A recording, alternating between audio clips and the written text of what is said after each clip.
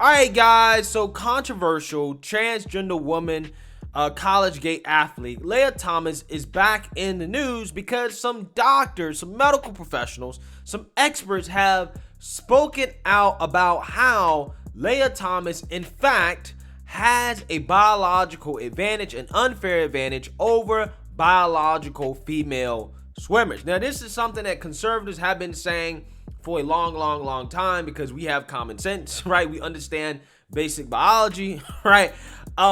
We've been saying this. However, the woke left has been saying, no. Lia Thomas does not have an advantage, and you guys are just transphobic bigots, right? That's basically what the argument's been. However, the doctors, the people that, the left says are the only people that can define what a woman is, right?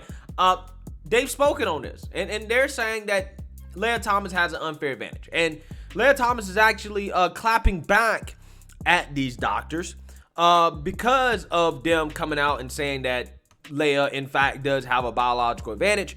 And Lia Thomas's teammate as well, too, is also speaking out. One of them actually did an interview with Matt Walsh for his What is a Woman documentary, right? So I'm going to get into that, okay? But before I get into that, I just want to let you guys know, if you like my channel, you want to support my channel, you can do so using the links in the description below. You can support the Patreon, you can support the PayPal, you can support the merch. There are multiple ways to support the channel if you would like to do so.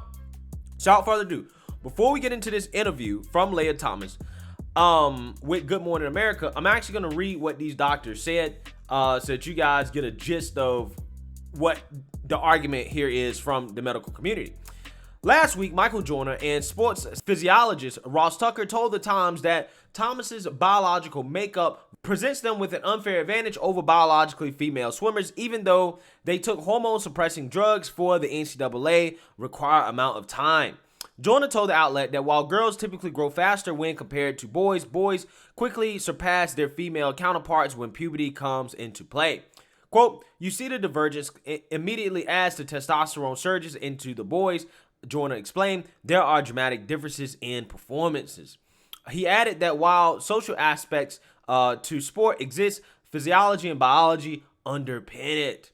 Testosterone is the 800-pound gorilla, he added. Tucker noted, Lia Thomas is the manifestation of the scientific evidence. The reduction in testosterone did not remove their biological advantage. Ding, ding, ding, ding, ding. Common sense, right? Things that, we've been saying for a long time. So without further ado, let's go ahead and play some clips from this bombshell interview that Lia Thomas did with Good Morning America addressing the criticism from these medical doctors. Take a look. I knew there would be scrutiny against me if I competed as a woman. I was prepared for that, but I also don't need anybody's permission to be myself and to do the sport that I love. Assigned male at birth, Thomas grew up in Austin, Texas, where she says she fell in love with swimming when she was just 4. But as she grew, she says she felt increasingly disconnected to her body. I didn't feel like I was a boy. I was like, this isn't me, this isn't who I am. Thomas began HRT, hormone replacement therapy, in May of her sophomore year, 2019. The mental and emotional changes actually happened very quickly. I was feeling a lot better mentally. I was less depressed, and I lost muscle mass, and I became a lot weaker and a lot slower in the water. After following NCAA guidelines of a year of hormone therapy to change gender categories, Thomas started her senior year on the women's team. But her success in the water was met with outrage leading up to the NCAA championships. Her critics say she jumped in the rankings between the men's and the women's team. And there are some who look at the data and suggest that you're enjoying a competitive advantage. What do you say to that? There's a lot of factors that go into a race and how well you do. And the biggest change for me is that I'm happy. Training into racing, trans people don't transition for athletics. We transition to be happy and authentic and our true selves. Transitioning to get an advantage is not something that ever factors into our decisions. You didn't transition to win more medals? No. Thomas quickly became a lightning rod. 16 of her own teammates and some of their parents wrote anonymous letters arguing Thomas posed a threat to women's sports. The women who signed the letter anonymously said that they absolutely supported your right to transition, but they simply think it's unfair for you to compete against cisgendered women. You can't go halfway and be like, I support trans women and trans people, but only to a certain point, where if you support trans women as women and they've met all the NCAA requirements, and then I don't know if you can really say something like that. Trans women are not a threat to women's sports. While the science on transgender athletes is new and evolving, some medical experts say the effects of higher testosterone during male puberty may never be fully erased. What are the physical aspects that trans women may not be able to roll back with hormone therapy? Obviously, issues related to body size, airway size, hand size, foot size, perhaps bone density, and so forth. But I think the main thing is just the interactions of exercise training and skeletal muscle. Are you saying that years of hormone therapy cannot put trans women in a place to compete with cisgendered women? I think that evidence so far would suggest that periods of a year, 2 years, 3 years, 4 years is probably insufficient. There is this concept of the legacy effects of testosterone, and that can't ever be zero. Should that eliminate or disqualify transgender women?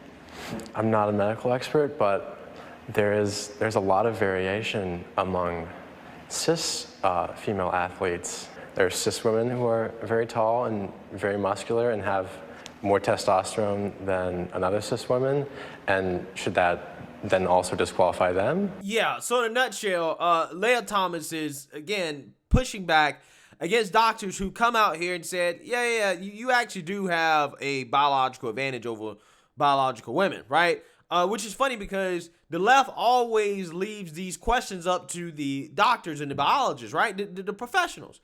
But when the professionals speak and they say things that go against the woke narrative, now all of a sudden it's like, well, I still just want to compete, right, against biological women. I really don't care, okay? Because, biological women, there are genetic variations between them, but at the end of the day, that's natural. As the gap in regards to the genetic variations between two different women is not going to be nearly as large as the gap in regards to the genetic variation between a biological male and a biological woman, okay? So with that being said, before I get too deep in this, I want to make sure I play this clip from an interview that Matt Walsh did with one of Lia Thomas's teammates at UPenn, in which this teammate said something very, very, very fascinating in regards to how some of the administrators responded when they spoke out against Lia Thomas. Take a look. Lia obviously helps us do better, right? Lia's swimming really fast. Lia's performance helps the University of Pennsylvania swim team. The feeling of winning doesn't feel as good anymore because it feels tainted. There was a lot of things you couldn't talk about that were very concerning, like a locker room situation. If you even brought up concerns about it, you were transphobic. If you even bring up the fact that Lia swimming might not be fair, you were immediately shut down as being called a hateful person or transphobic. But there's never any conversation. The coaches don't sit everyone down and acknowledge what everyone's really upset about. So Penn actually brought in people high up in the athletic department to talk to us. They brought in someone from the LGBTQ center. They brought in someone from the psychological services. So you're upset about what's happening, and so you need psychological help. Yeah, and they told us in this meeting, they said, look, we understand there's an array of emotions, but Lia swimming is a non-negotiable. However, we can help you make that okay. That's what we're here for. Wow. So I want you guys to understand the gravity of what Lia Thomas's teammate is saying here. Basically, what she's saying is that if, as a biological woman, if you complain about penises in the locker room, then the administrator said that you need psychological help, right? Like, no. The woman that is complaining, the biological woman, the teammates that were complaining, they sought psychological help because they were complaining about Lia Thomas's penis being out in the locker room, okay? Or if they mentioned anything about Lia Thomas's performance being, far superior to theirs and Lia Thomas having an unfair advantage, right? Again, that tells you guys everything that you need to know about these woke administrators that are running these academic institutions, right? And I kind of understand why these women are so scared to speak out and to, come out publicly and say that, hey, we're opposed to this, right? Or to even boycott the event, because again, the administrators are basically saying that you're crazy. You're the crazy one, right? If you believe that it is unfair for a biological man to compete against biological women in sports, it is absolutely insane. Now, to address Lia Thomas specifically, did you guys notice how Lia made the whole interview about himself? Okay, they made the whole interview about themselves. Okay, it's all about me, and my happiness and what I want, right? A complete disregard for all the other biological women, okay, that are competing against them, right? Complete disregard, didn't care. It's like, oh no, I want to be happy, so therefore my happiness comes before the happiness of everybody else. Okay, that is what Lia is saying there.